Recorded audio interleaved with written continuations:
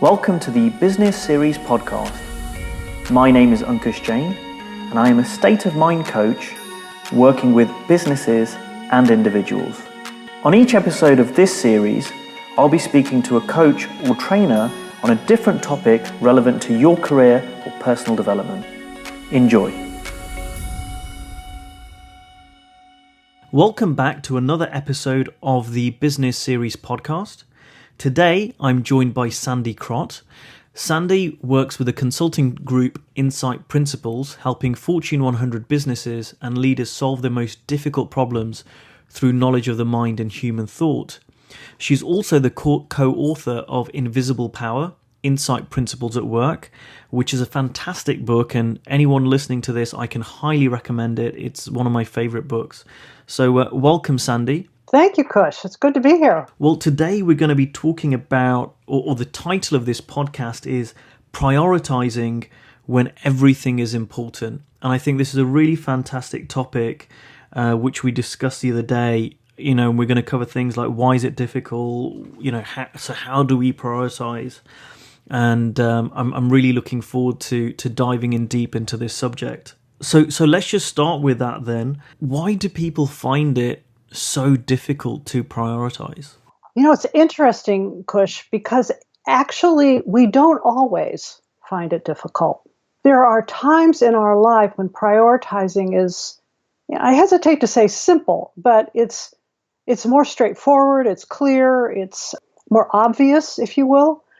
In times of crisis or emergency or tragedy, we often have very little difficulty prioritizing.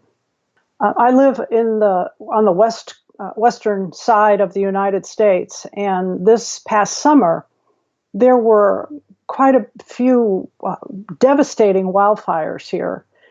And many times people had 30 minutes notice to evacuate their homes. And I remember watching some interviews of people, and the reporter would ask them, well, how did you know what to take with you? You know, in 30 minutes, how did you know what to take? And by and large, people had no difficulty knowing what to take. It was very obvious what was the most important thing to them. And those people who got no warning and lost everything in the fire often said this this tragedy helped them see what was actually the most important thing in their life. So there are these times when we have complete mental clarity and prioritization is relatively easy. When people get a diagnosis of a fatal illness, same thing. They are much better able to prioritize how they want to spend their time and who they want to spend their time with. There's also times outside of these extraordinary circumstances of a tragedy or a crisis or emergency, there are times I think when all of us experience an ability to prioritize quickly. It's almost as if the choice looks simple, or the answer or the order or the importance just appears to come to our mind naturally. So that happens to all of us. We've all had those moments in our life. And then, of course, there is, I guess you'd call the invisible prioritization that happens to all of us as we live our life. I don't think we sometimes don't notice that all of our lives are really a reflection of what's important to us. So we have these ideas about the kind of person we are, or what our role should be, or what our values are. And our life is a reflection of that. And so we end up prioritizing our time and our energy according to that value system. Now, it's invisible to us, so it just shows up as life. But if you step back, you see we are actually choosing and prioritizing. I remember once sitting in the office of a particularly harried executive, and he was complaining to me about how busy he was. He had so much responsibility, and people were wanting his time, and he was being pulled in so many directions, and was struggling to decide where he should spend his time because there was so much going on. And he showed me his schedule, and it literally showed back-to-back meetings. In fact, there were some overlap in his schedule where he was literally being expected to be two places at the same time. He's complaining, he's showing me this schedule, and he's like, what am I supposed to do? In the middle of it, his phone rings, and he excuses himself, and he takes the phone call. And I can, kind of hear his side of the conversation, and it turns out the person on the other end was canceling an appointment with him that week. So he looked at me and he said, "Oh, just one more second, Sandy." And he gets on the phone to his assistant, and he tells her to schedule him in that slot that had just opened up. And then he comes back to our conversation. He says, "Okay, now where were we?" And I said, "What did you just do?" He said, "What do you mean?" I said, you just had a free hour in your week, and you filled it up." And he looked at me like what? He didn't see what I was pointing to. I said, "Look, don't you see? You had a free hour.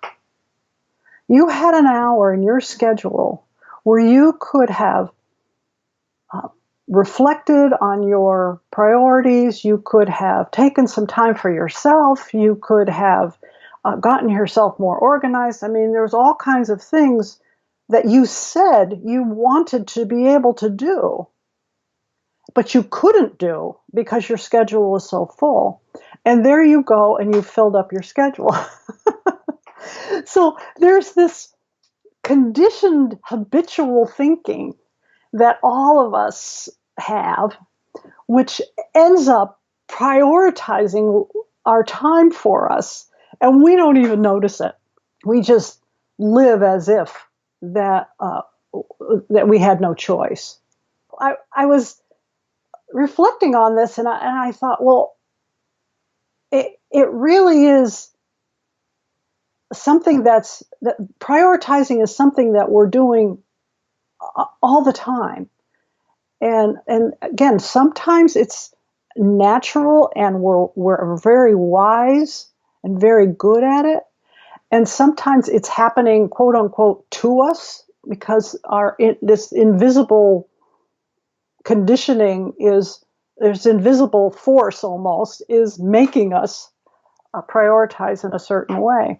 So I can imagine your question, or the question of your listeners, is, well, what are we supposed to do about that? First of all, how do I get more experience with this so-called natural state of when prioritizing is actually straightforward and relatively easy? How do I get more of that? And what am I supposed to do about these invisible forces, if you will, that are prioritizing for me? What am I going to do about something that's invisible that I can't see? Well, before we talk about that, I just wanted to unpack a little bit about what you said, which I really loved. I love the example of the forest fire, and what occurred to me. And I remember when I used to work in an office. I guess I've got my home office, but when I used to work for a large organization, my boss and I would always comment that how amazing it was on the day before you went on holiday, how you managed to be really productive. And so I guess in a more kind of corporate version of the forest fire was when you know that you wouldn't be in the office the next day, how things really seemed to get done, and you'd know what just to do. And so I wanted to just unpack that around. I loved it because it's so relevant that sometimes when we kind of get forced into, you've literally got no time left, it kind of really shows us that we can prioritize.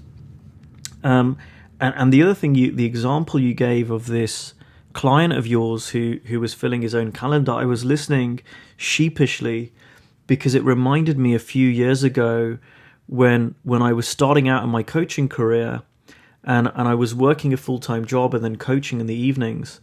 And I remember complaining. I lived with a flatmate, and I was complaining to her one evening, going, "God, it's so busy, and I've got so much on." And she wasn't a coach or anything, but she just looked at me and really confused and said, "Don't you manage your own calendar?" Yeah. And it reminded me of your story of like, but it looks so invisible to me. I love the word invisible because at the time it looked really like, this was something happening to me, and I had to do all of this work and it had to be that way. And when she said that, I kind of realized, I could push one of the appointments back a week or a couple of the appointments back a week, and it wouldn't have any real detrimental effect. If anything, it probably would have a positive effect because I'd be more awake and focused and creative on the calls that I was having. So I just wanted to unpack that a little bit and yes, go on to, how can we become more aware of these sort of things and not have to rely on forest fires or constantly going on holiday to get stuff done. Yeah, or fatal illness diagnosis, right? Well, I think that we tend to look at prioritizing as a behavior, which of course it is. It is a behavior. But when we try to address it as a behavior, we fall short because behavior doesn't happen by itself. We aren't made to behave in a certain way. Behavior is the result of something that's going on within the human mind. And talk about invisible. The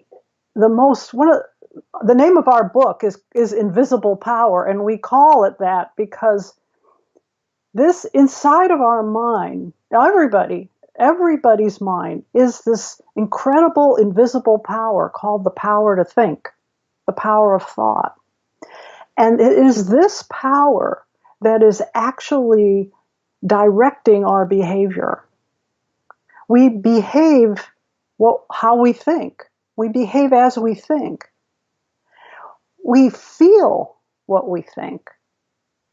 We experience what we think.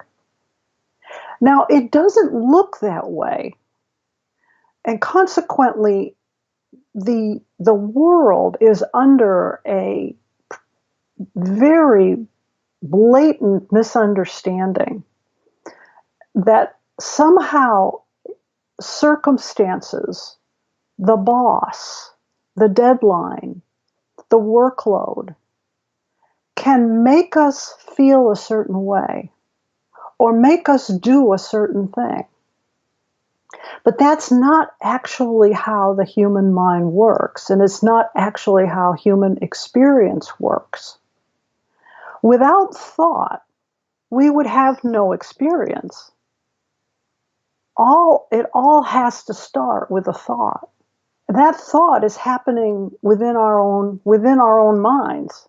It's a capacity or a power that we all have. I mean, that's not to say we have control over our thinking, but when we realize the source, the actual source of our experience in the moment, and the actual source of our feelings in the moment, the actual source of our behavior, when we understand that, something happens to us internally. We lose a lot of the unproductive thinking that is what actually keeps us from the settled mental clarity that provides this fuel for good prioritization. So when people believe that the busyness of their mind, that the stress that they're feeling, the overwhelm, the pressure, when people believe that's coming from the job, from the deadline, from the work, from the boss, it generates a tremendous amount of excess thinking that we then have to think about and deal with and pay attention to. And it ends up filling our minds with such a mental burden that we literally can't think straight sometimes. We can't prioritize. Everything, as the title said, everything looks essential and important. But when we remember or realize or insightfully see in the moment what's actually going on, how the mind actually works, when we see that, wait a minute, my workload isn't making me do it. My workload isn't making me feel this way. That's coming from thought in the moment. That's coming from my thinking inside my own mind. When I see that, a lot of that excess unproductive thinking just falls away. It just doesn't make any sense anymore to hang on to it, to pay attention to it. It's kind of like, I'm not a very good computer person. I'm not really adept at the computer. And so when I'm working on it, I tend to do things the long way. Every once in a while, someone will sit down at my computer or I'll watch somebody work and they'll do these little miraculous shortcuts. And I'll go, whoa, what did you just do? And they'll show me. And once I get that shortcut, I don't go back to the long way. Why would I? It doesn't make any sense. When I realize where my experience is actually coming from, where my feelings are actually coming from, I don't hold on to thinking. Why would I? Because I see that it's taking me in a direction of a stress and upset and bother and worry, and why would I keep going there? When that thinking falls away, we find ourselves back in a settled place. And it's the settled place that allows this natural capacity for wise prioritization to show up. It's what shows up in a tragedy or a crisis. It's what shows up in those moments of our life when we get ready for vacation, or when we just happen to have a good day and our minds just are running on all cylinders, and we just click off all of our workload. Our mind returns to that place when all of this extra unnecessary thinking falls away. So that's what the secret is. It's not that you have to do anything. You don't. There's nothing wrong with time management strategies and all of that. So they might be helpful, but you're actually equipped as a human being to prioritize quite well. Do you have an example of when you've worked with a client and you've helped them see what you've talked about, how the mind works and the power of thought, which has led to them prioritizing far more effectively, that you could share with us? Absolutely. We've been working over the last 6 months or so with a company, actually two companies, two very large global firms that are merging. And anytime you have a merger, it's disruptive. There's always a lot of change that gets instituted when two large companies merge. And we worked with the leadership team that in many ways is kind of ground zero for the disruption. Their part of the business is really going to be changed in big ways. And so we worked with the leadership team, and as we always do, I followed up a few weeks after our program. And again, that the program, this is what we teach. We teach people about how the human mind works, and help them have their own insights so they can rely on that knowledge as they go back to solving some very, very difficult situations and problems. So anyway, I do follow up with one of the leaders from this team, and this is what she told me. She said, Sandy, a few days ago, I was sitting in my office at 6:00 at night, and I was exhausted. I had been working late several nights, several nights in a row. And she's a mom and a wife, and has 2 small children, and was really beginning to feel the pull and the pressure of neglecting her family life. And she's putting in lots of extra time at work, and she's looking at her to-do list, and it's just completely overwhelming. She's like, it happens in a lot of mergers, until you start putting the new people in their new roles. Sometimes what happens is people have to do 2 jobs at once. And she was one of those people having to do 2 jobs at once. And so she was just really in overload and overwhelmed. And she says, I'm sitting at my desk. And she said, I got so upset. So I was just, I couldn't think, what am I supposed to do tomorrow? I was so overloaded and overwhelmed. She said, I almost was feeling hopeless that I was ever going to get through this. And she said, and then for some reason, I remembered something you said in the class. You said, we feel our thinking, not our circumstances. She said, that popped into my mind.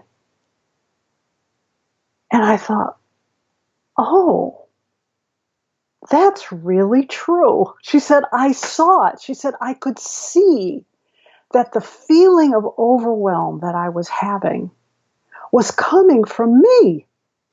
It wasn't coming from my workload. It was coming from me. It was coming from my own thinking. I could see that I was doing it to myself. And she said the most interesting thing happened. All of that extra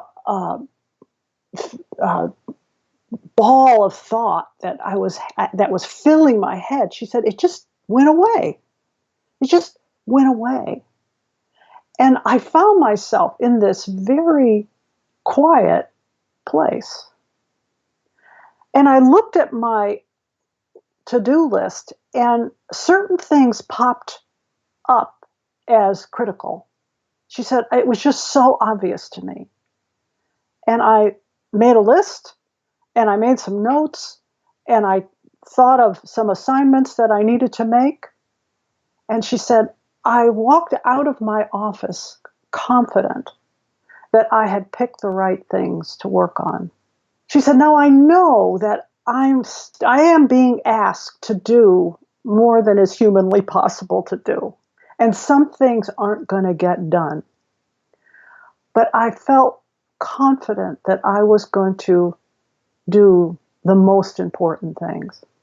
So understanding how your mind works doesn't change the facts that there are times when we are overloaded with work and are expected to do more than is humanly possible.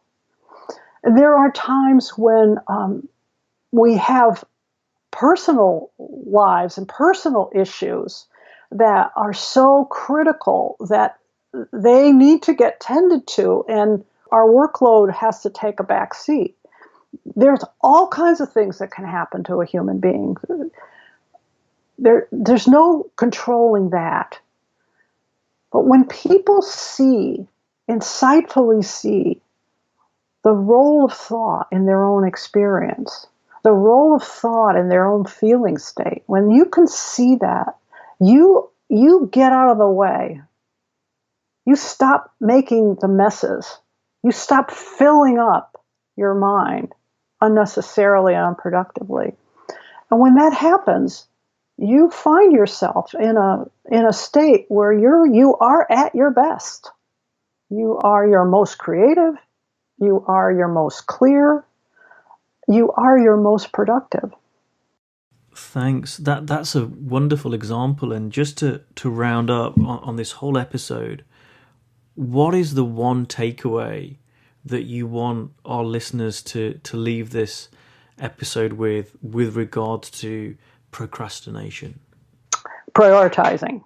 Well, I would say just that prioritizing is a natural capacity of your mind. It's something you naturally know how to do.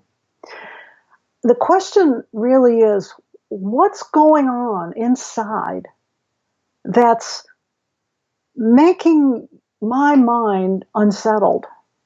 And when you see that the unsettledness is not coming from your experience, it's coming from your thinking, you automatically or naturally settle down, or I like to say, you return to a settled state.